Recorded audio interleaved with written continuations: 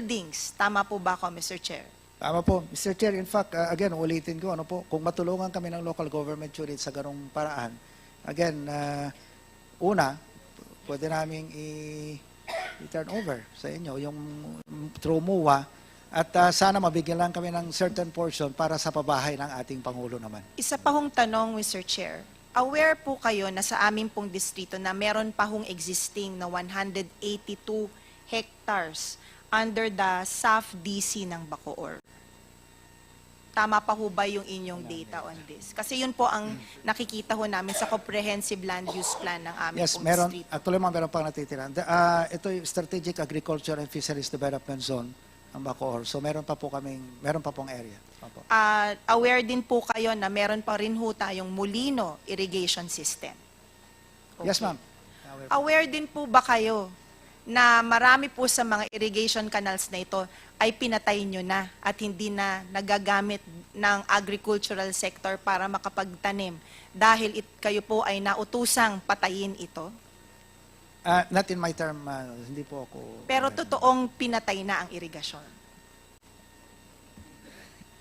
It's just a yes or a no. Pinatay po ba?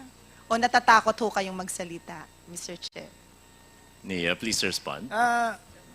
Check ko po, ma'am. I will check. What do you mean by you will check? Well, para ho, tama po yung sasagot ko, sir. Papa-evaluate ko po yung irrigation canal kung... Mr. Chair, I am aware that the irrigation system in my district has slowly been stopped due to conversion. Although the intent of the local government unit is to preserve certain areas, and it is inside our CLUP na makikita po na nandun, nakalagay na green. Ito po ay for agricultural because we want to maintain the balance in our local government unit to provide food. At wag patayin totally ang agricultural sector dahil mahal ho namin ang mga magsasaka. But unfortunately, dahil po sa mga investors at sa mga land developers, ito po ay minsan ay nape-pressure po ang ibang departamento ng ating gobyerno na patayin ang patubig, minsan ay patayan pa ng kuryente para lang matupad yung kanilang hangarin na mag-develop ng mga lupang ito. That is progress, that is development. Pero yun nga, ang nagsasuffer ay ang ating food production, pagkain. So I think we should focus on that again, Mr. Chair. Dahil tila yun ang, ano bang direksyon ang pupuntahan ng agricultural sector? Magpapadami ho ba tayo ng subdivisions? Magpapadami ba tayo ng commercial establishments? O tututukan natin kung ano na ang existing na agricultural properties ngayon? Pagyamanin ang irigasyon, pagyamanin ang mga magsasaka, pagyamanin ang mga fisher folk natin para hindi mamatay ang food production sa ating bansa. I think we should set priorities on that, Mr. Chair. May penalties ho ba? O may batas ho ba tayo na nagsasaad na pinagbabawal ang pagpatay ng irigasyon sa mga agricultural lands dito po sa ating bansa? I do believe there is. And the penalty should be implemented. And there should be, DA, are you doing your job to monitor itong mga pagpatay ng irigasyon na ito? Kasi ang mandato po ninyo is to prioritize food production. How can you prioritize food production if irrigation is being killed in certain areas? DA, please respond.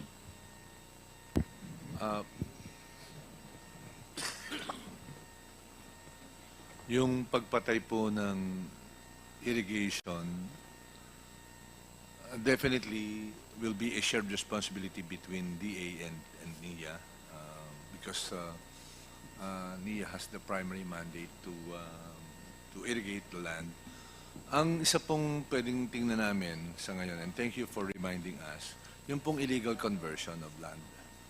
Kasi yung illegal conversion po, sa pagkakaalam ko, although this law is being implemented by the Department of Agrarian Reform, has penal provisions. And my understanding, at least what I know from the field, is that the taking out of irrigation facility is a prelude often to illegal land conversion.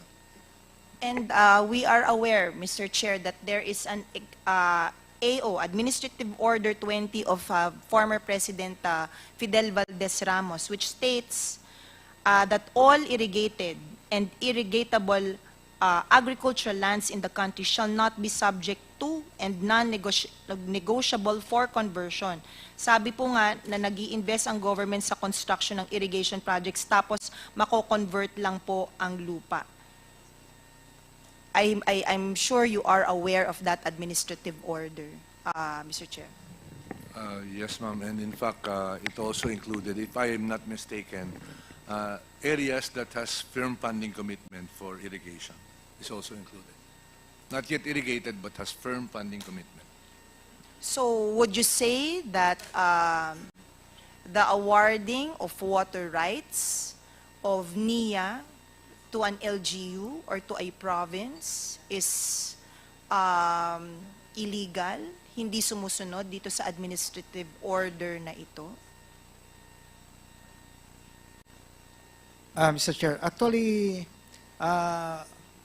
nung pinag-aralan namin yung system, talagang yung operated area o yung willing na lang po magtanim ay mababa na po eh. So instead na masayang po yung tubig, ay may narapat po namin, kasi again, yung aming water rights naman ay pwede nang gamitin sa bulk water. Imbes na matatapon lang or masasayang lang, we opted na ibigay yung extra. Actually, ito po yung extra water namin sa i-reassign yung water rights sa provincial government para magamit po sa nainumin ng mga sa Cavite. Salamat po. Pero sa tingin ko po ay naniniwala po ako na marami pa rin hong magsasaka na gustong magtanim. Kaya lang huminto na dahil pinatayan na ho ng irigasyon sa amin pong distrito. And that is why you cannot give us farm-to-market roads for agriculture because kino-consider nyo na nga na wala ng agrikultura. Pero meron pa rin kahit papaano. At pinapatay po ito dahil pinatay na ang irigasyon. Yun po ang katotohanan sa aming distrito. And I would like to put that on record. Thank you very much, Mr. Chair. And I hope NIA and DA can assist us on this dahil meron ho kayong may tanggapan po kayo sa aming munisipyo, Department of Agriculture. Yun nga lang, nagfo-focus na lang sila sa fisheries.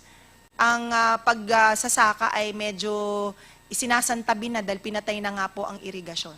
And since I sat here as a representative of my district 2010, nagpa-plot po ako ng farm-to-market road sa aming distrito. Pero sasabihan po ako ng mga datihan ng mga kongresista na, Lani, hindi na pwedeng maglagay ng farm-to-market road dyan dahil papatayin na ang irigasyon. And that happened since then on when I was seated here. And that is the reality, Mr. Chair. Maraming salamat po. Thank you, Representative Revilla. So yes, to the DA and to the NIA, if you will be able to submit to the committee the reports and allegations regarding yung turning off ng irrigation. Actually, we're done, but I think Congressman Viron wanted Yes, to say something. our NIA administrator. Yes. Kanina, admin, may pinakita kayo doon, no, na app, no, monitoring the condition of solar-powered areas, no, solar-powered irrigation facilities. And nakita ko doon, the AI also includes program for spraying schedule, spraying instruction. Anong ibig sabihin doon? When you do spraying schedule, are you doing that by drone? By ano ba? Kasi, if we adopt the technology provided by Israel, kompleto sila eh. So may drone monitoring sila, may satellite monitoring, and then drone din ang nag-spray, drone din ang nagmo-monitor when is the ideal harvest time, etc., etc. So far, ano ba ang technology that you had employed and how much did it cost government? Actually, Mr. Chair, yung system namin is na-develop po ng Israel, Israel technology po yun. Yun pong sinasabi ko kanina na masasabi naman kung kailan mag-spray kasi depende sa weather. Baka mahangin masyado or may ulan na darating. para masabihan namin yung farmer kung kailan mag-spray. Yung pong paggamit